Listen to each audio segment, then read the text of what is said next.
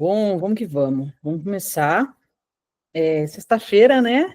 Então, sextou, tá igual em academia aqui. Na sexta-feira ninguém frequenta. Vendo. Bom, Gi, Nai, sejam muito bem-vindas a esse projeto. A gente tá. A nossa aula geralmente acontece de quinta-feira, mas ontem vocês tiveram a reunião secreta. Então, às vezes a gente troca, mas a gente avisa todo mundo. E hoje, especificamente, a aula é comigo e a gente vai falar de um tema muito legal que se chama marcha. Yay! Turma, eu estou fazendo um curso que eu gosto de estudar ensinando. E eu comecei a fazer um curso de biomecânica da marcha que fazia muito tempo que eu não estudava. E, de repente, meu coraçãozinho palpitou, assim, parece que ele deu até uma síncope, assim, sabe? Minha válvula mitral teve até uma regurgitação de felicidade. Então, eu comecei a olhar a quantidade de aplicabilidade que a gente tem, né, quando a gente fala de marcha, mas o quanto a gente precisa entender o que é a marcha e o que ela nos traz de benefícios e afins, né? Mas, basicamente, o que eu quero com vocês? Eu quero trazer para vocês um conceito básico. Vamos primeiro aprender a entender quais são as fases da marcha, né? Como é que a marcha é dividida, e também começar a entender como é que ela funciona e como é que a gente começa a pensar na marcha como algo problemático, se assim podemos dizer, tá? Então, eu sempre gosto de compartilhar, porque eu sou uma pessoa que eu gosto de dar aula rabiscando, tá?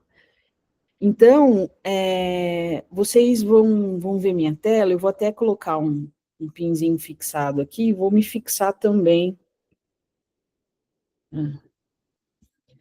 Deixa eu estou liberado, vou me marcar também para todo mundo.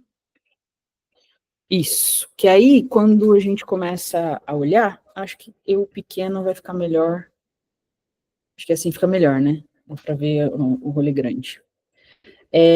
A Nay acho que está no celular, né? Dá para ver direitinho? Dá? Porque a gente sabe que fica pequenininho, então se você se sentir atrapalhado de alguma forma, eu volto, tá? Pode abrir o microfone quando vocês quiserem, pode perguntar quando vocês quiserem, tá? Então, só para a gente formalizar aqui, Gi e Nay, sejam bem-vindas. Elaine, que está aqui, é nossa tutora, então ela faz parte da nossa equipe. Vânia, mais uma mentorada, firme e forte, boa noite. Hoje a gente vai trazer, então, esse conceito mais geralzão do que é a marcha humana, como é que ela se caracteriza, e uma das coisas que eu gosto muito de deixar claro para vocês é que, primeiro, a gente precisa entender o típico, tá? Essa é uma frase que eu falo e me marca muito. Por quê? Porque quando você vai e começa a estudar, às vezes você quer aprender o patológico, e se você começar pelo errado, você nunca vai saber como é que é o certo, tá? Então, são os padrões de normalidade que a gente entende dentro de uma quantidade enorme de estudos feitos, e dessa forma a gente tem ali um padrão. Mas, basicamente, o que a gente vai entender hoje? Hoje, o nosso tema da nossa aula são as fases da marcha.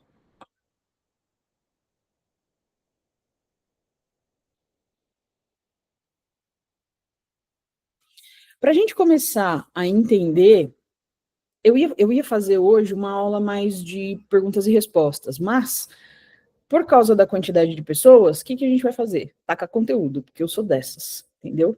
Quem falta, perde. É assim que funciona. Quando a gente fala de fases da marcha, é algo típico e padronizado no mundo inteiro, tá? Vocês já jogaram imagem em ação? Preciso que vocês perdoem os meus desenhos, tá bom? E me amem do jeito que eu sou, tá bom? Então vamos lá. que eu quero mostrar para vocês? Que existe uma marcha sempre padrão, aonde o nosso bonequinho aqui vai começar a andar, né? E quando a gente fala de estudo da marcha em si, a gente tem um parâmetro de comportamento, onde essa marcha é dividida em duas partes: a fase de apoio, que é onde um ou dois pés tocam no chão, e a fase de balanço, que é onde a gente tem uma perna balançando no ar, por isso que se chama fase de balanço, tá? Quando a gente fala das fases da marcha, a gente tem, né, basicamente, deixa eu vir para cá para vocês poderem, vou ver se eu consigo desenhar, eu vou desenhar do quadril para baixo, tá? Porque o meu desenho é bem feio, bem ruim. Então, a gente tem uma fase que se chama fase de apoio inicial, que é quando o meu calcanhar toca o solo. Nessa fase, o meu pé de trás, ele está em propulsão. Então, eu tenho um pé atrás com ponta de pé e um pé na frente com calcanhar. Então, um pé está Ixi, esqueci a palavra. Propulsionando, talvez. E o outro encostando com o pé. Todas as vezes que a gente tem os dois pés tocando no chão, a gente chama isso daqui de apoio duplo. E quando a gente tem um pé, por exemplo, opa.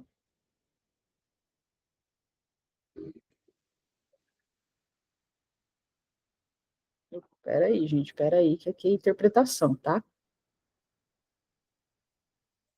Um pé no ar, por exemplo, e um pé tocando o chão, a gente chama isso daqui de apoio simples.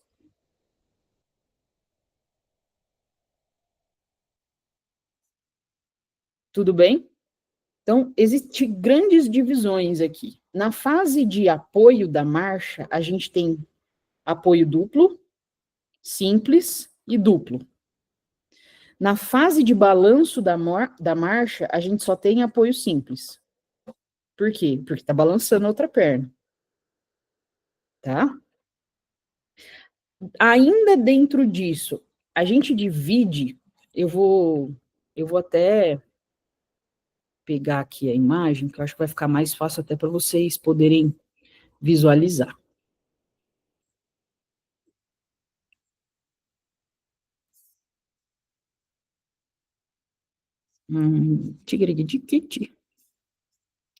Deixa eu achar, deixa eu me achar.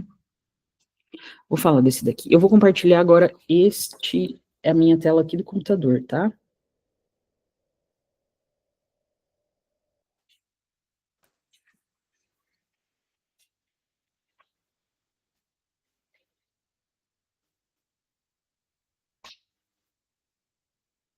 Aí. Agora eu quero compartilhar aqui. Estão vendo aqui? Tá tudo ok? Ó, eu não tô... vocês estão vendo... eu preciso que vocês abram o microfone, porque eu não vejo vocês agora. Vocês estão vendo a seta do meu mouse, tá vendo? Sim. Sim. Tá. Sim, beleza. O que eu preciso, ó? Aqui foi que nem eu falei para vocês, ó. A gente vai olhar só para o que está sombreado, só porque está escuro, tá bom? Uhum. A outra perna a gente não vai analisar. A gente vai analisar somente a perna que está em escuro, tá bom? Então, ó, dá pra gente ver que nessa fase aqui, ó, tá vendo, ó? A gente tem um toque dos dois pés. Quando a gente tem o toque dos dois pés no chão, a gente chama de apoio duplo. Quando a gente tem, por exemplo, a fase onde eu não encosto o pé no chão, a gente chama de apoio simples. Tudo bem? Sim. Ok? Então, é essa aqui que eu quero mostrar para vocês. Então, todo o rolê da marcha vai funcionar assim, ó. Fase de apoio duplo, então, fase de contato inicial, resposta à carga. Depois a gente vem para um apoio simples, apoio duplo, e durante o balanço, apoio simples. Além dessa, então, a gente tem a fase de apoio e fase de balanço. Nisso a gente divide apoio duplo e apoio simples. Tudo bem até aqui? Sim. Ótimo. E agora a gente vai subdividir todas as fases, tá? A primeira fase da marcha é essa daqui, ó, que é o apoio de contato inicial. Quando a gente vai estudar marcha, a gente vai considerar uma passada. O que é uma passada? Uma passada é quando a gente tem o contato, nesse caso da perna direita, tá? E depois dele dar todo o rolê aqui, ele volta a encostar com a perna direita. Isso tudo aqui, a gente considera isso como passada. Tudo bem? Sim. O que é, então, a passada? É o comprimento que a gente tem de tanto tempo, aceleração, tem várias coisas aí no meio que a gente pode medir, mas basicamente é quando eu começo com o meu pé direito e eu encosto ele de novo no chão, num ciclo, a gente chama isso um ciclo de marcha. Por quê? Porque a gente vai falar sobre a fase de apoio e a fase de balanço. Então, uma perna, ela vai passar por toda a fase de apoio e depois toda a fase de balanço. Tudo bem? Sim. Vamos começar. O primeiro contato que a gente tem e que a gente considera o início do ciclo da marcha é o contato inicial. O que encosta primeiro no chão? É o calcânio. Sempre. O calcanhar é a primeira coisa que encosta no chão, tá? Depois, o que acontece? Depois, o meu corpo, ele vai à frente, então olha a diferença aqui do primeiro para o segundo desenho, tá? O meu corpo, ele vai à frente, eu inclino o meu tronco à frente, para que eu faça uma carga sobre o meu membro que iniciou o apoio. Então, essa fase, ela se chama resposta à carga. Por quê? Porque todo o meu corpo vai ser jogado uma carga em cima do membro que está apoiado no chão, porque o outro membro está iniciando o balanço. Entendeu? Sim. E aí a gente começa o nosso apoio com um deslocamento anterior, né? Então a gente tem o apoio médio, o apoio terminal, que é onde eu já tenho uma extensão de quadril, né? Então ela já está para trás da linha média. E a gente tem a fase de pré-balanço, que é quando esse pé entra em propulsão. Tudo bem?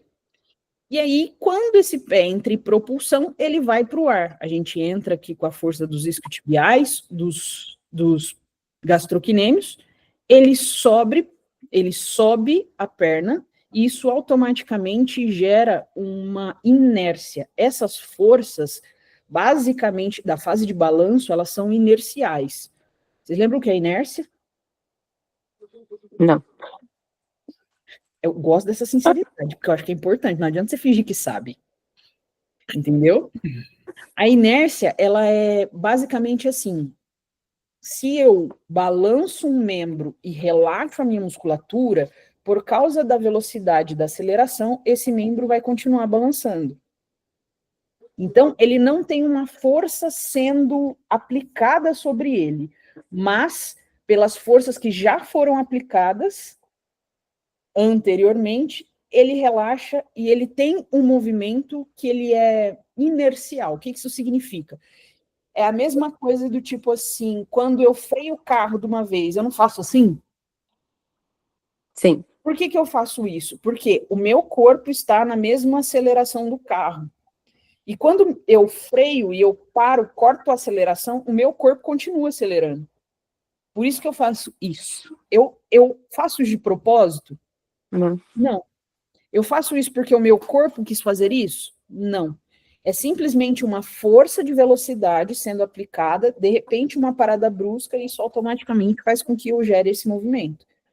Então, isso é inércia, é um corpo que continua em movimento após a aplicação de uma força, de uma velocidade. Tudo bem? Uhum. Então, boa parte da fase de balanço da marcha, ela é inercial, ela não tem uma aplicação de força, não há uma força sendo aplicada nesta marcha. Tudo bem até aqui? Sim.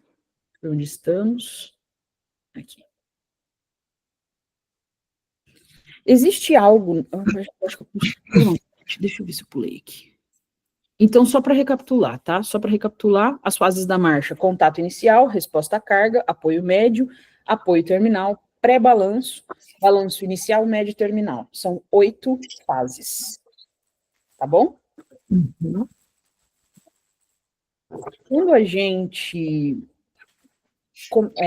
pensa a nível de pé, tá? A gente começa a interpretar algo que se chama rolamento. Eu queria riscar aqui, cacete de agulha. Eu queria pegar essa imagem e riscar em cima. Mas basicamente é assim. Quando um corpo ele gira em torno de um eixo, ele tem a capacidade de rolar, certo? Ele tem a capacidade de fazer isso daqui, ó. Eu tô me olhando pro iPad, tá? Para ver se vocês estão vendo. Então ele tem a capacidade de fazer isso daqui ou isso daqui. Então depende do quê? Depende do meu plano e do meu eixo, tá? Quando a gente fala de rolamento do tornozelo, né, vocês podem ver que aí a gente tem a fase de contato inicial no primeiro rolamento, tá vendo? E a fase de pré-balanço, ou o último contato, que é essa fase de propulsão da marcha no terceiro rolamento. Então, vocês estão vendo que eu passo por todos os rolamentos. Imaginando que o pé é um bloco rígido, tá? E eu tenho um eixo aqui no meu tornozelo, eu sou capaz de fazer. Então, ó, meu eixo está aqui no tornozelo, tá? Eu tô aqui, ó. Meu eixo está aqui. Eu sou capaz de mexer o meu pé para cima e para baixo, certo? Se eu tenho um eixo colocado no meu tornozelo, é como se eu tivesse um parafuso ali. E eu pego o pé, eu consigo girar ele em bloco. Então, é isso que caracteriza um rolamento. Então, quando a gente tem um apoio inicial, a gente chama de primeiro rolamento. Por quê? Qual é a característica desse apoio? É que o paciente, ou eu, ou quem quer que esteja analisando, né, a pessoa que você está analisando, no primeiro rolamento, na hora que você faz um contato inicial, o pé ele vai para uma plantiflexão. Por quê? Porque ele quer baixar os dedos no chão e fazer a segunda fase, que é a resposta à carga. Muito rápido, gente. Vocês estão bugando? O cara da Elaine tá tipo assim, what the fuck? Não, só prestando atenção. Eu estava estudando isso hoje de manhã com o Gustavo Leporassi. Então tá bem legal. E você faz curso com ele? Eu comprei o curso dele. Eu gosto do Leporassi, ele é muito... Eu gosto dele. Faz a gente pensar, socorro. Não quero nada menos que isso. Segundo o rolamento, turma, se eu tenho um apoio, é o que a gente chama de cadeia cinética fechada, tá? Então, aqui eu tenho um apoio e contato com o solo. Se aqui a base está fixa, o que rola? Rola a tíbia. Então, eu faço o deslocamento anterior da minha tíbia. Então, no segundo rolamento, é caracterizado pelo deslocamento anterior do meu centro. Na verdade, o deslocamento é posterior do centro de força, mas a gente vai chegar lá. O anterior do meu centro de gravidade, e isso faz com que a minha tíbia role sobre o meu talos. Tudo bem? Por último, e não menos importante, eu tenho uma força de reação aqui, aonde a minha plantiflexão, eu entro uma força maior dos gastrocnêmios, que eleva o meu calcanhar, e eu estou no meu máximo de inclinação e de máximo de plantiflexão aqui para eu conseguir fazer a última fase, que é a fase do pré-balanço. Tudo bem? Uhum. É difícil? Não, mas mais. É o suficiente para a gente dar uma bugadinha, né? Uma das coisas que é muito importante vocês sempre lembrarem é que quando a gente fala de movimento, né, a gente precisa entender aonde é que está o plano de movimento, se o plano é sagital, frontal ou transverso. Eu estou falando grego para vocês, ou vocês lembram disso? Lembro. Lembra, né? Porque senão eu preciso dar uma revisada. Como é que funciona? Se eu tenho um plano sagital, é como se eu dividisse o meu corpo ao meio entre direita e esquerda. Tudo bem? Sim. Automaticamente, se eu tenho um eixo aqui, esses movimentos acontecem em um único plano, certo? À frente ou atrás. Ok? Se eu tenho um plano frontal, eu tenho a divisão de anterior e posterior. Se eu tenho um plano transverso, eu tenho de superior e cranial e caudal, ou superior e inferior. Tudo bem? Sim. Uhum.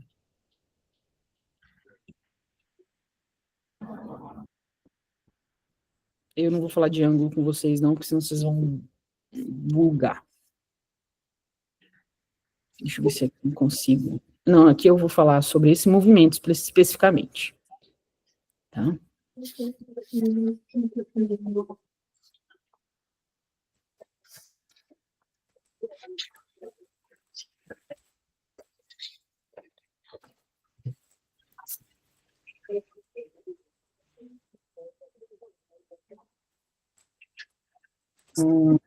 Eu preciso, eu provavelmente vou ter que printar para poder desenhar isso daqui. Mas, basicamente, o que vocês precisam entender? Que no plano sagital, eu tenho flexão e extensão. Eu tenho os movimentos de flexão e tenho movimento de extensão. Eu tenho movimento de dorsiflexão e plantiflexão. E eu tenho movimento de antiversão e retroversão pélvica. Vocês lembram disso tudo? Uhum. Eu lembro. Bucou aí, levanta a mão. Eu lembro. Esqueceu, Nai? Então vamos lá. Todas as vezes que a gente trabalha com movimento, quando a gente fala de movimento, a gente fala dos planos, né? Então o nosso corpo ele pode movimentar para frente e para trás, ele pode se movimentar de um lado para o outro, e ele pode se movimentar para cima e para baixo, tá? Então, quando a gente fala de movimento, a gente tem os segmentos, cada articulação executa um movimento diferente. Então, eu tenho os movimentos da pelve, eu tenho os movimentos do quadril, eu tenho os movimentos do joelho e eu tenho os movimentos de tornozelo. A gente não vai entrar necessariamente em movimentos de pé nessa aula, porque eu quero dar uma tomadona geral aqui de marcha, tá? Por exemplo, nessa referência do plano sagital, significa que os meus movimentos eles vão acontecer anterior e posterior, tá? Eles podem se movimentar para frente e podem se movimentar para trás. Então, ó, imaginando que eu posso me movimentar para frente e para trás. A nível de quadril, a gente chama empina a bunda. Todo mundo empina a bunda, na cadeira mesmo. Isso se chama antiversão pélvica. Quando eu guardo a bunda guardada, isso se chama retroversão pélvica.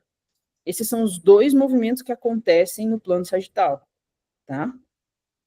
Quando a gente fala a nível de quadril, quais movimentos acontecem no nível de plano sagital? Se eu jogo a minha perna à frente do meu corpo, eu jogo a perna à frente do meu corpo, eu faço uma flexão de quadril. Se eu jogo a minha... Aí, considerando que existe um alinhamento, né, no quadril e no... Ó, aqui, ó, por exemplo. Esse alinhamento aqui é uma posição neutra. Se a minha coxa fica à frente, eu estou em flexão de quadril. Se a minha coxa fica para trás, eu estou em extensão de quadril. Ok? Sim. A nível de joelho, se minha perna, que é este segmento aqui, ó, vai para trás, eu estou em flexão de joelho. Se a minha perna estica, estende, ela está em extensão de joelho. Tudo bem? Sim. Se minha ponta do pé vai para cima, eu faço uma dorsiflexão, porque é no sentido do dorso do pé.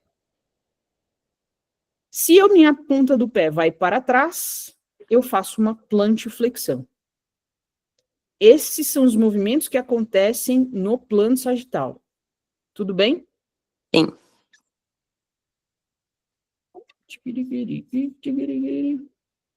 Aqui. Quais são os movimentos que acontecem em um plano que se chama plano transverso? Aqui no plano transverso, acontecem os movimentos rotacionais. Então, é como se eu tivesse um eixo passando assim, e aí eu consigo rotacionar o meu membro. Da mesma forma que acontecem movimentos a nível de pelve, joelho, quadril e tornozelo, também no plano transverso acontece movimentos a nível de pelve, quadril, joelho e tornozelo. De que forma? Nós temos a rotação pélvica. Ela pode ser interna, que é quando a minha crista ilíaca, que é esse ossinho aqui da cintura, vai para dentro. Então, a gente tem uma rotação interna ou externa. Então, quando ele vai para fora e para dentro, ok? No nível de quadril, a mesma coisa. Pensando que a perna é um segmento rígido, pensando que essa aqui é um bloco só, se eu rodo meu joelho para dentro, eu estou numa rotação interna de quadril. Se eu coloco o meu fêmur, né, que eu rodo todo o segmento para fora, eu estou numa rotação externa de quadril. Temos pouquíssima rotação no joelho, mas nós temos, ok? Ela é mínima. E por que ela é mínima? Porque nós temos uma rotação externa de tíbia que precisa acontecer durante que teste, Elaine?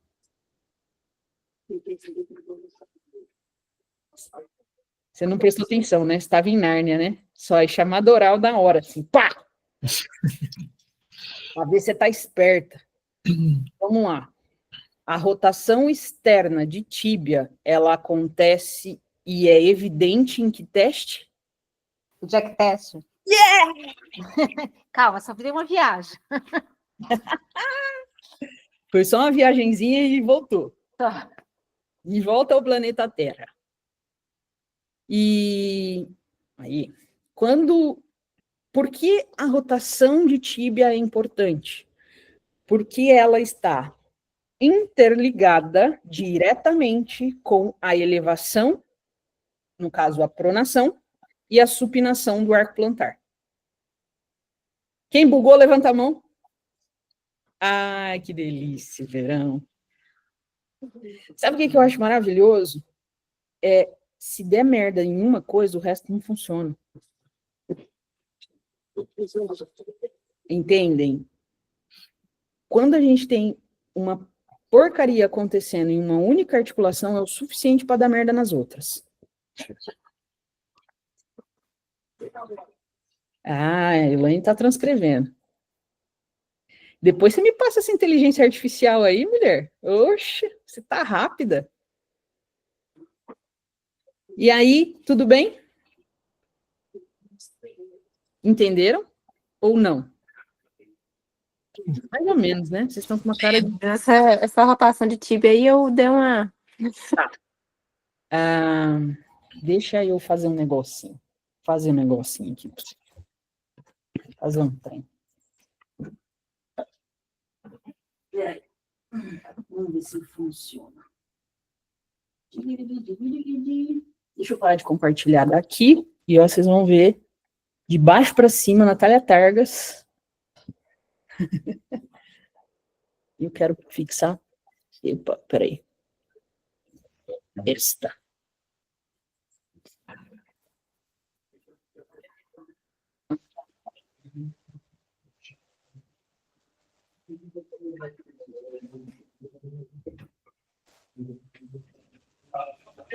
Tá? Estão vendo meu pé? Não, né? Ele tá respirando. Estão vendo meu pé agora? Sim. Aqui. Toda vez que eu subo o meu hálux, olha o meu arco plantar que acontece. O que acontece com o meu arco? Levanta. Ele levanta, certo? Ó. Consegue ver que o meu arco sobe? Sim. Automaticamente, para o meu arco subir, olha a minha tíbia. Ela vai rodar externamente, ó. Conseguem ver ela jogando para o lado, ó? Isso aqui se chama auto-jack test, viu? Inovador. É maravilhoso. Aí você compara com o outro pé, ainda bem que eu fui na podóloga hoje. Glória. Tá vergonha. Deixa eu tirar o outro pé aqui da jogada, só para vocês verem. Ó. Toda vez, o que, que eu faço aqui? Exatamente o movimento que eu estou simulando com vocês aqui. Eu subo meu arco. Então, para eu fazer uma propulsão do meu passo, eu tenho que subir o meu arco. Deixa eu fazer com esse pé aqui para vocês verem. Ó, dou o passo. Ó, para eu fazer isso, o meu arco tem que funcionar, né? Para o meu arco me ajudar nessa propulsão, porque o arco plantar vai me ajudar, quem que tem que estar liberado? Lá o hálux, não tem? Imagina se eu tenho um hálux duro, ó. Como é que eu vou dar o passo? A minha marcha vai ficar como? Comprometida. Certo? Sem mecânica. Então, o que que eu tenho aqui? Eu tenho um arco, deixa eu virar isso. Daqui eu fico de costas para vocês e não consigo ver. Aonde eu preciso ter uma liberação do meu hálux, que vai fazer com que o meu arco suba e desça, e ao mesmo tempo faça uma rotação externa da minha tíbia.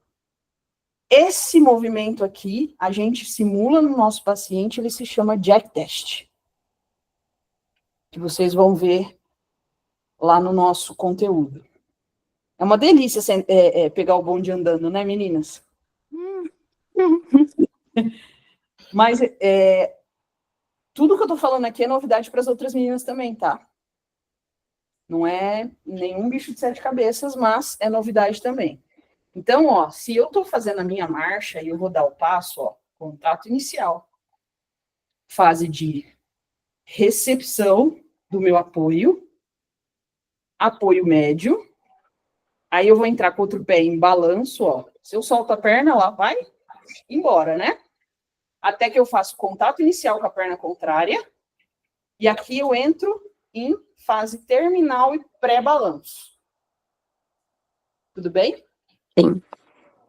Quando eu entro no pré-balanço, isso significa que a minha musculatura do posterior aqui, dos gastrocnêmios, elas estão gritando. Essa aqui é o máximo que a musculatura chega. Tá? Vocês vão ver, turma, eu tenho uma hipermobilidade no tornozelo, então eu chego lá no tal, tá vendo? Meu breque é longe. Vocês vão ver que vai ter gente que, tipo, na hora de fazer a marcha, vai vir até aqui, ó. Duro. Não faz isso. Geralmente, quem tem fascite plantar não consegue fazer toda essa extensão. Não, imagina. Isso aqui é muito trabalho, tá? De mobilidade. Você tem que ter.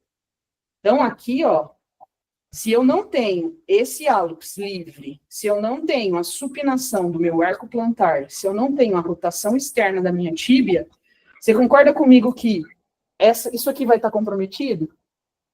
Aí você vai ter paciente andando assim, ó. Vocês já viram? Sim? Ou assim, em hipersupinação. Ou compensando com o quadril. Sem terminar a marcha. Sem fazer todas as fases. E equilibrando também. Saindo. Tudo bem? Tudo. Difícil? Não. Até que não, né?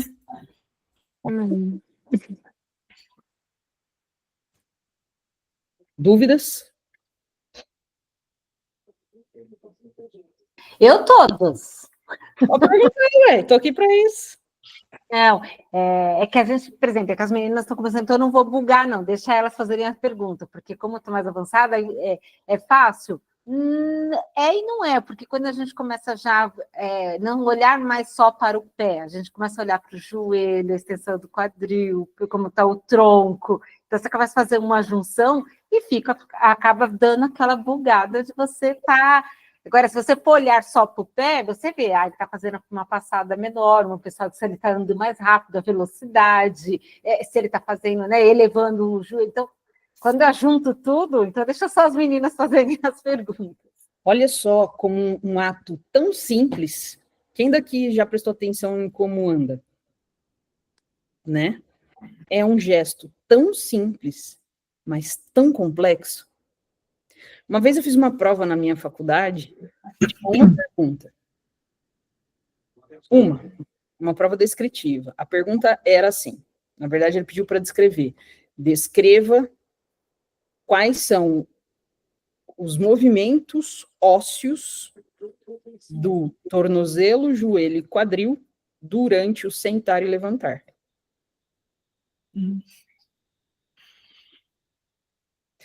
Eu escrevi umas 5 páginas.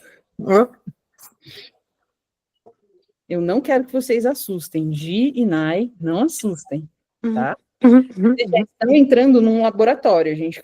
Essa é uma aula nossa que a gente chama de laboratório, tá? Vocês têm todo um material lá para estudar ainda. Então, vocês estão já pegando uma aula que é de certa complexidade. Por quê? Porque você precisa fazer revisão anatômica, você precisa fazer uma revisão prática e tudo mais. O que eu quero trazer com essas fases da marcha? A preparação para que vocês entendam o que nós vimos na aula anterior, que foi a aula de plantigrafia. Por exemplo, poxa vida, eu tenho um paciente que não está fazendo a supinação. Então, na hora dele dar o passo, ele tem um pé chato. Quem daqui falou para mim que tem um pé chato hoje? Foi você, Gi? Foi, né? Então, por exemplo, Gi, durante a corrida, ela tem tempos diferentes, ela tem forma de avaliar completamente diferente, ela tem fases diferentes também, tá? Ela não é a mesma. Mas imagina que você vai começar caminhando, tá? Então, você vai começar a treinar para correr. Todo mundo começa correndo, caminhando. Então, vamos supor, você que tem um pé plano, você não faz essa supinação. Essa supinação que falta para você faz com que você tenha que usar mais o teu tibial anterior para puxar o pé para cima, porque o teu hálux vai estar mais rígido, então ele hiper funciona ali, o que gera a canelite. Você pode perceber que 99,9% dos teus colegas de corrida, Gi, a primeira patologia que eles desenvolvem é a canelite. Por falha no arco plantar e na propulsão da marcha. Então, eles têm que compensar com alguma coisa. O corpo vai compensando. O corpo dá o jeito dele. Ele vai compensar. Então, na hora que ele puxa essa ponta do pé para cima, ele usa o máximo que o tibial anterior é capaz para simplesmente completar a função. Então, foi dada uma missão para o meu corpo, dar uma passada. Lembra que a passada é o comprimento inteiro. Passo é um pé direito, pé esquerdo. Passada é direito, direito. Ok? Acho que eu assustei a Nai, gente. Olha, ela não tá nem piscando. Tá tudo bem? Vocês estão respirando? Estou processando. E eu tenho certeza que vocês já aprenderam isso. Na verdade, que já foi ensinada. Que nem eu falo para minha mãe, você pode até ter me ensinado, mas eu não aprendi. Né? Então, são coisas completamente diferentes. Então, quando você recebe esse estímulo, tá? Ou qualquer tipo de estímulo, imagina o que a gente faz quando a gente coloca uma palmilha no pé do paciente, com todo esse mecanismo. Imagina o que a gente apronta com o corpo dele. Tem como eu fazer uma palmilha pro pé? Não, eu faço uma palmilha pro corpo.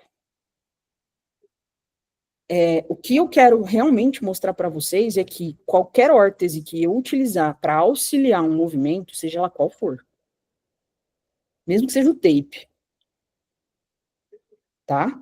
Isso vai fazer com que você mude a propriocepção daquela articulação e ela receba aquele comando de uma forma diferente. Eu entendendo o típico, eu vou conseguir analisar o não típico. Se eu colocar a câmera exatamente como eu coloquei aqui embaixo e filmar, gente, tem que ser assim, tá? Tem que ser no nível do chão mesmo. E filmar o meu paciente, eu vou começar a enxergar o que ele faz e o que ele não faz. Se vocês filmarem em pé assim, vocês não vão ver porcaria nenhuma. Bulhufas. E tem que ir lá pro chão para filmar. e padroniza isso. E começa a fazer como quem não quer nada. Começa a observar como é que aquela pessoa anda. Começa a observar se ela completa todas as fases da marcha ou se ela pula alguma fase. Agora a gente vai começar a brincar de jogo dos 7 erros. Por quê? Porque é a gente pegar com essa referência do típico e começar a observar o que ela não faz. Entende? Ou o que ela faz demais. Porque, por exemplo, o que gera essa minha hipermobilidade em plantiflexão do meu tornozelo? Tudo que eu tenho muito de um lado, eu vou ter pouco do outro lado. Então, a minha dorsiflexão é diminuída. Sempre guarda uma coisa. Se eu tenho muita flexão de uma coisa, eu tenho pouca extensão. É regra. E a dor, ela não vai estar onde eu tenho pouca. Vai estar onde eu tenho muita. Vocês entenderam? Uhum. Tipo, se eu tenho uma dor lombar e ela acontece quando eu dobro meu tronco para frente, quando eu jogo para flexão de tronco, travei. É automático. Eu estou usando a lombar só para ficar mais fácil para vocês verem. Deixa eu baixar o computador aqui para vocês verem. Ai, travei a coluna. O que é mais fácil a pessoa fazer aqui? Isso. Isso é uma extensão de coluna. Ela vai manter aqui, e parece uma flexão de coluna, mas é de quadril, e ela vai jogar a coluna para trás. Então. É ou não é? Então, tudo que provoca dor, ela vai gerar um posicionamento antagonista. O que isso significa? Vai gerar uma posição antagônica à dor, contrária. Então, nossa, eu fiz assim. Então. O que eu vou fazer como? Eu vou ficar assim? Não, eu vou botar ele aqui, ó. Na posição contrária, bem guardadinha. E assim funciona para o corpo inteiro. Se meu paciente tem uma dor de fascite plantar, ele vai compensar com alguma outra coisa. E aí, a dor que ele está fazendo é uma dor que vai ser latente, e a dor, ela me mostra o que tem muito. Tem muito movimento, tem muita força. Geralmente, a fascite plantar, ela está associada a pés mais cavos. Não vou falar todas as vezes, tá? Mas vou falar que boa parte, mais de 60% dos casos. Então, a força de posterior, a força da fáscia plantar é tão grande que trava, no contrário da Gi, trava o pé em supino. O que acontece? Ele não prona durante a fase da marcha, ele está travado. Se ele não prona, ele tem que amortecer com alguma coisa. Ele vai amortecer com o quê? Com o joelho. Aí o paciente chega com uma dor no joelho. E o problema é o joelho? O problema é a falta de pronação do pé. Aí, pensa comigo. Você vai usar uma técnica de palmilha de componente. Eu vejo um pé que está supinado, eu falo, nossa, é muito cavo esse pé. Eu vou fazer o quê? Eu vou lá e vou preencher. Eu boto um negócio aqui para preencher. Então, toda vez que ela andar, vai estar preenchido. Tem espaço para fazer pronação? Não tem. Ele vai fazer o quê? Continuar supinado. Vocês conseguiram entender? E aí a gente entra um pouco também em raciocínio clínico. Como é que a gente pensa quando a gente vê uma marcha que não funciona? Por que eu quis trazer essa aula hoje para vocês? Para mostrar para vocês que vocês precisam estudar primeiro a marcha típica, para depois botar defeito na marcha dos amiguinhos. Porque pode muito bem acontecer. Nath, como é que eu meço isso para eu entender? Plantígrafo, podoscópio é estático, né? Mas o plantígrafo eu consigo fazer análise dinâmica, o baro eu consigo fazer análise dinâmica, plataforma de força eu consigo fazer análise dinâmica, com um acelerômetro eu consigo fazer análise dinâmica? Ai, Nath, mas é muita coisa. Qual é mais barato? A gente tem que ir para o mais barato, concorda? Plantígrafo. Eu vou começar no plantígrafo? Vou fazer análise de marcha com isso. Tá, beleza, vou fazer análise de marcha com isso e com o quê? O que é mais barato ainda que o plantígrafo? Ó.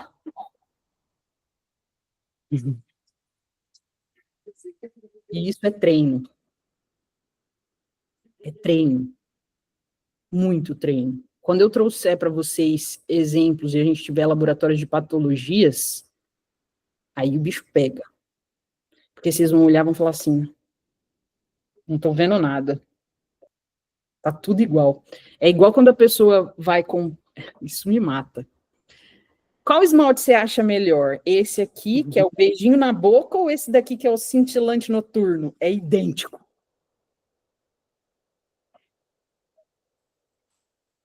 Aí, isso aqui, na minha época, era vinho. Agora é marsala. Qual é a diferença?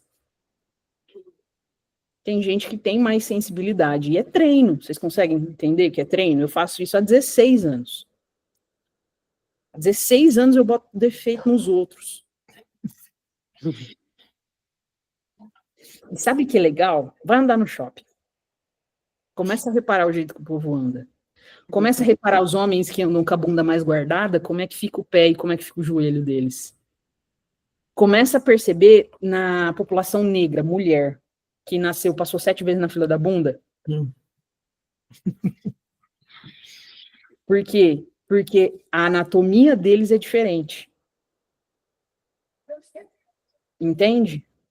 Por exemplo, é tão diferente que vocês já viram um branco, sim, azedo, igual eu, ganhando 100 metros rasos nas Olimpíadas? Na corrida?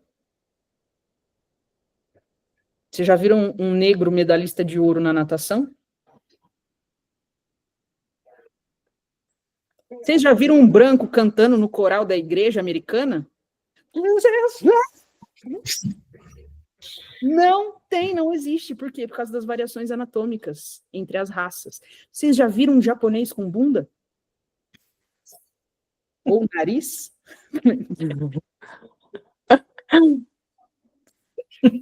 Essas variações... Genérico, hein? É genérico.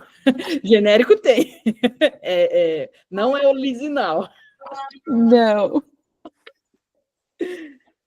Então, a gente tem que levar em consideração essas variações anatômicas para tudo que a gente avalia. Entende? Porque isso vai mudar completamente a marcha. Ah, Nath, eu tenho como mudar essas variações anatômicas? Não. Mas a gente tem como considerar um desvio padrão de normalidade. Então, sabe aquele rolê do tipo, você pode ir de um número até o outro, e isso aqui é um valor normal, é uma faixa, que já considera também essas populações.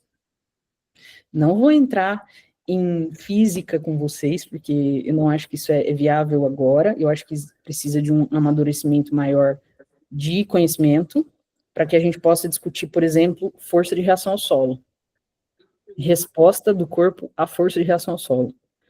Então, quais são os estabilizadores da marcha? Os músculos estabilizadores da marcha. Então, para isso, eu preciso que vocês estudem anatomia. E isso a gente tem tanto no Pudo Biomecânica, quanto lá na nossa plataforma também. Tá bom? Preciso de um review de anatomia de vocês bem drástico, da cintura para baixo. No mínimo. Por quê? Todas as correções... Tá querendo desistir, Lê? Já? Você quer chorar, você chora, engole o choro e volta. Vai, vomita e volta. A Lê fez uma cara tipo assim... Não, essa semana eu tô me dedicando mais. Aí a gente fica assim, né? Não, vou dar conta. Aí você falando de física, eu falo, minha nossa. Será que vai dar tudo certo? Meu amor, deixa eu te contar um trem. Quando eu queria entrar no mestrado, né? Meu sonho era fazer mestrado. E eu queria aprender biomecânica no mestrado. E aí Deus falava assim para mim, cuidado com aquilo que você deseja, minha filha. Aí, beleza. Eu fiz campanha de oração, não tô brincando, gente, é verdade. Eu fiz campanha de oração, jejum e oração na minha igreja para eu ser aceita no mestrado. Primeiro como aluna especial, porque eu era de universidade particular. Para uma universidade pública, ninguém me conhece. Você precisa ter uma carta de aceite do teu orientador para você entrar no mestrado. E ninguém me conhecia dentro da universidade, então eu precisava ser primeiro aluno especial para depois ir para o mestrado. Beleza. Eu mandei 35 e-mails para a professora. Oi, professor, eu tenho interesse no programa de mestrado, gostaria de me candidatar para a vaga de aluno especial e tal, gostaria que você considerasse 35. Ela demorou uns 2, 3 meses para me responder. Quando ela me respondeu assim, compareça ao laboratório tal, na quinta-feira às 8 da manhã, em São Carlos. É umas 2h30 daqui. Eu saí daqui no dia anterior e fui. Falei, vamos. O máximo que pode acontecer é nada. Então vamos, não tem o que perder. Cheguei lá, tinha 50 pessoas na sala. Prontinhas para fazer uma aula de biomecânica. Algumas estavam cumprindo, você tem que fazer créditos, né? Você tem que frequentar algumas disciplinas para subir horas de crédito para o mestrado. Aí, beleza. Sentei lá, a professora começou a falar de um cara que se chamava Nikolai Bernstein. Era um russo que começou a estudar biomecânica lá nos anos de 1900. E ele escreveu um livro em russo, que foi traduzido para o alemão, que foi traduzido para o inglês, mais ou menos nos anos 30, falando sobre graus de liberdade de movimento. Aí, a professora chegou, a hora que ela começou a falar, ela não estava falando sobre o que a gente imagina que seja biomecânica, porque tem muita gente que fala que quer aprender biomecânica, mas acha que biomecânica é cinesiologia. São duas coisas diferentes.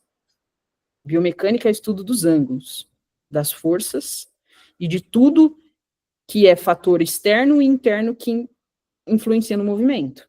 Então, automaticamente, o estudo da física, que influencia no movimento. Então, resultantes de força e torque, movimento, braço de alavanca, tudo isso. Aí, eu não sabia. Na hora que eu cheguei para uma aula de física, pura e simples. Eu não sabia se eu chorava, se eu gritava, se eu ia embora, se eu pedia desculpa para Deus por ter enchido tanto o saco dele. Mas aí eu fiquei com medo de me arrepender. E aí eu voltei para a aula seguinte, com a tarefa que ela tinha pedido pronta, e dali para frente já foi o aceite do mestrado, porque ela falou assim, parabéns, vocês estão aceitos no programa de mestrado, pelo simples fato de eu ter voltado para a próxima aula, com a tarefa pronta. Então, o maior susto que eu tomei da minha vida foi quando eu me conscientizei do que realmente era biomecânica. E dá medo. Dá medo, sabe por quê? Porque você fala, mas eu sou muito burra, ou isso é muito difícil. Aí você fala, não, peraí. É que nem esses dias eu fui trocar essas porcaria dessas luzes aqui de plafond, de LED. Aí eu falei, puta que pariu, tem mestrado. Alexa, parar. Eu falei, não, essa luz tá de sacanagem comigo, velho. Eu vou conseguir trocar, eu tenho mestrado. Você conseguiu?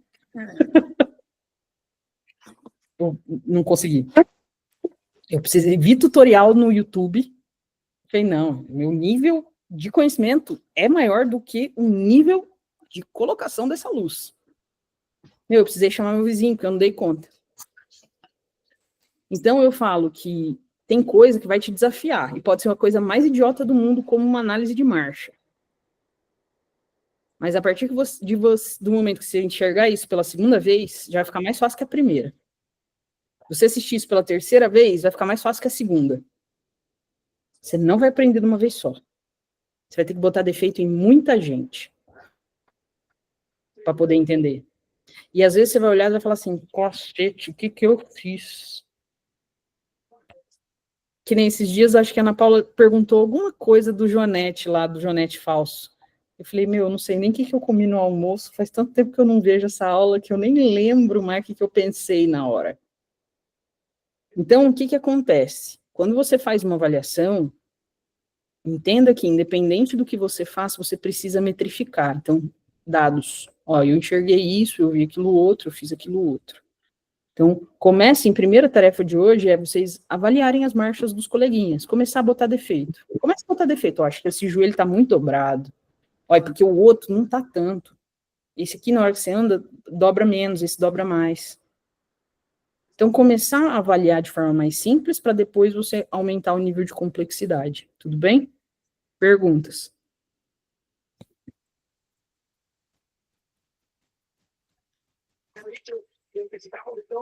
Aflições? Coraçãozinho, tá apertado? Querem chorar? Tá tudo bem se quiser chorar. A gente chora, mas depois tem que voltar à realidade. Para enxugar, ai meu Deus, peraí que eu até acabou de bater a roupa aqui. Vamos voltar aqui, vamos voltar. Laine, pode perguntar. O que você quer saber? Nath, assim, é muita coisa, né, realmente, e como você disse, dá vontade de chorar. A gente lê, aí se escuta de novo, estuda de novo, você vai lá, aí tem coisa que você não sabe a palavra, você tem que procurar o significado dessa palavra, você volta na aula para poder fazer a junção, então, assim, é complicado, não é fácil, não. É por isso que a gente é um grupo de apoio, gente. Que é muito mais fácil a gente aprender em grupo do que aprender sozinho. Eu não tive isso, eu tive que me virar nos 30. E o pior, na minha época não tinha nem internet para eu poder pesquisar. É Jesus Cristo, Letícia, é isso mesmo. Indo para o sítio, até por isso que eu voltei ontem, que eu queria aula ontem, que eu tinha me organizado. Mas eu tô indo para o sítio, eu tenho o meu plantigrafia. Aí eu tô levando aqui, vou fazer a plantigrafia de todo mundo para mim poder estudar. Isso. Tá? Já aproveita, Letícia, já faz a gravação igual a Nath falou. Na câmera lenta. Isso, eu tava vendo, a aulinha. É sensacional. Bota os marcadorezinhos, é assim, você tem duas formas. Eu acho mais fácil botar as bolinhas, que nem a gente colocou. Vou amanhã comprar essas bolinhas lá na cidade. Uma coisa que é importante, por exemplo, se você pega uma brancazeira igual eu, põe bolinha preta. Uhum. A preta e branca. Para comprar? É. Não, a vermelha precisa? A vermelha não precisa. Eu acho que você pode pintar só preta e branca. Entende? Ótimo. Porque, para ter esse contraste. Porque existe uma outra forma de você fazer, que eu vou fazer um laboratório de vocês para mostrar as bolinhas, só de bolinha. Que é uma bolinha reflexiva. Dá um pouco mais de trabalho, mas na hora que você bate a foto, o negócio faz assim. Dá uma visibilidade melhor. O negócio grita assim, parece que tem uns anjos assim, iluminam. Que aí só que você precisa de luz. E aí luz não é luz de teto, é luz de LED. É placona de LED, paf, joga na cara, assim, para reflexir. Sabe aquela tira reflexiva de gari? Ou de ciclista? Você tem como comprar o adesivo daquilo. E aí você encapa uma bolinha de isopor. E aí você cola na pele, nos pontos certinhos. Né? E que aí eu vou ensinar todos os pontos que a gente cola para fazer uma avaliação biomecânica da cintura para baixo. E quando você, ou você vai fazer de bolinha, e aí quando você por exemplo, quadril, para fazer a bolinha, a pessoa tem que estar de preto. Então, se for mulher, short curto, preto, se for homem, sujo. Nath, então, assim, quando a gente for fazer uma consulta, é até recomendado a gente orientar o paciente de roupas pretas ou, né, conversar certinho. Você pode pedir para a pessoa ir com uma roupa escura de academia, entendeu? Se o homem, ele consegue puxar, geralmente que ele usa bermuda larga, ele consegue puxar mais alta a bermuda para você conseguir visualizar bem a coxa e tudo mais, tá? O que vocês precisam entender é que eu sempre preciso ter contraste, sempre parede neutra, eu nunca vou botar o fundo com aquela papel de parede, por exemplo, ou com algum desenho no fundo. Por exemplo, no meu estúdio, eu tenho aquela tinta de lousa, giz, sabe? Então, tem algumas paredes que elas são todas desenhadas. Eu não posso pôr meu paciente naquela parede, porque uma linha de trás pode confundir a minha avaliação. E para caminhar também, tá? Tenta o lugar, por exemplo, um corredorzão, entendeu? Alguma coisa mais neutra. Nath, Deixa eu Oi. explicar uma coisa que veio agora na mente. Avaliar a marcha, porque o Gustavo também falou do idoso agora, né? Da marcha das passadas curtas, porque o risco de cair e tudo. Quando a gente estiver avaliando por ser um idoso, uma criança, o idoso a gente já sabe da passada, mas tem diferença da marcha? Tem. Quanto mais jovem, eu falo assim, a velocidade da marcha influencia, e a idade influencia. Por exemplo, se eu tenho um jovem, a gente tem uma métrica de velocidade, que agora eu não vou lembrar, mas depois eu posso mandar o gráfico para vocês. 4 km por hora, Nath?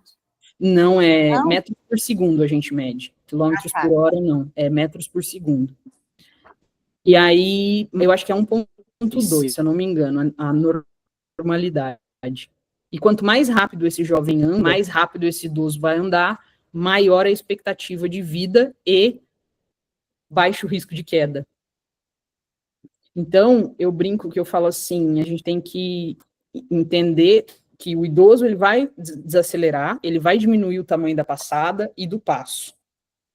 Ele vai ter mais instabilidade, ele vai baixar o centro de gravidade, por isso que o idoso é mais corcundinha, tem as artrosezinhas de joelho, de tornozelo, tem menos mobilidade. Ele anda com as pernas mais abertas para poder distribuir melhor esse equilíbrio, e ele tem a tendência de ter alguns padrões, como um dedo em garra. Acho que foi no de tape. Eu não lembro qual grupo que me perguntou hoje, mas tirou uma foto de uma senhorinha que teve AVC, por exemplo, que tem o dedo do pezinho em garra. Pensa comigo, se ela teve AVC, ela já faz garra, ela está buscando se equilibrar. Aí eu vou lá e acho que eu tenho que quebrar isso daqui, eu faço isso aqui. O que vai acontecer com ela? Eu aumento o risco de queda. Então, todas as vezes que eu vou avaliar, eu preciso entender o que é normal. E aí olhar para o meu paciente e ver se ele está dentro do parâmetro normal.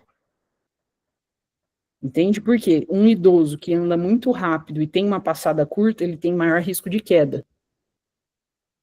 Um idoso que anda rápido, mas tem a passada larga, tem menor risco de queda e maior expectativa de vida. Olha que loucura. Entendeu? Às vezes, a gente, sem querer, fica incentivando o idoso, anda devagar. Às vezes, a gente precisa avaliar mais antes de dar esse comando, por exemplo, para o idoso. Para avaliar a marcha dele.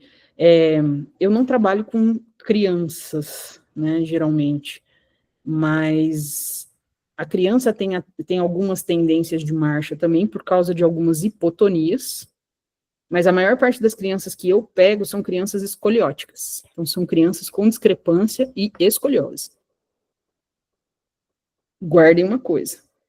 Se a criança chega com problema de coluna, com uma escoliose, que é aquele S nas costas, é porque ela não engatinhou. Faltou uma fase durante o desenvolvimento neuropsicomotor de fortalecimento de tônus de tronco, e por isso ela desenvolveu a escoliose, e possivelmente por isso a perna mais curta.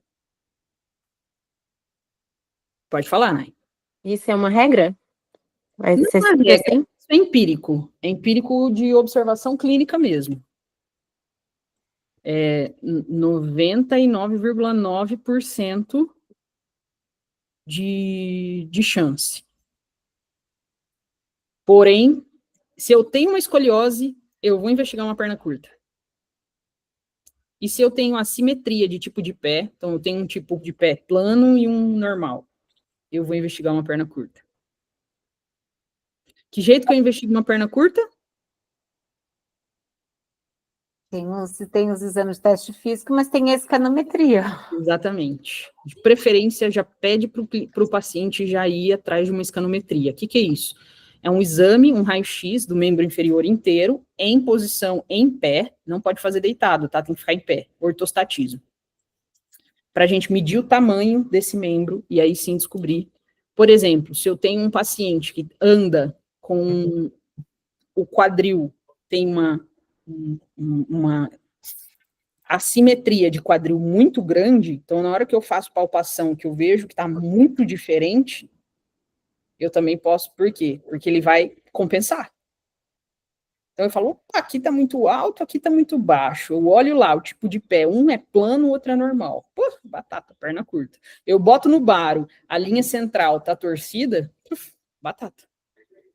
Eu tenho 3 referências ali típicas que vão me indicar perna curta. Eu vou avaliar a marcha dele.